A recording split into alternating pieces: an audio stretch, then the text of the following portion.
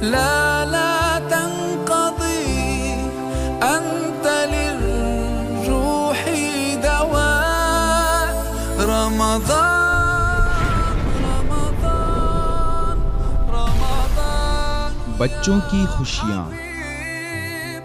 کتنا ہی بہترین ہوتا ہے جب بچے رمضان کے مبارک مہینے میں خوشی خوشی والدین کا ہاتھ پٹاتے ہیں اور والدین بچوں کو رمضان کے فضائل اور احکام بتلاتے ہیں، جس کی بدولت بچے صلہ رحمی کرنے کے عادی ہونے کے ساتھ ساتھ والدین سے مل کر روزمرہ کا نظام الاوقات طے کرتے ہیں۔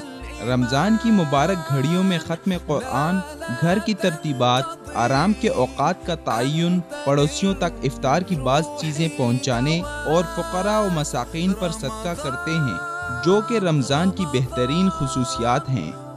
روزمرہ کی زندگی میں بچوں کی خوشیاں ہم پر اچھے اثرات مرتب کرتی ہیں، خاص کر جب یہ خوشیاں رمضان کے مہینے میں والدین کی خصوصی توجہ کے ساتھ ہوں تو یہ عام خوشیوں سے بڑھ کر نیکی کے کام بن جاتے ہیں۔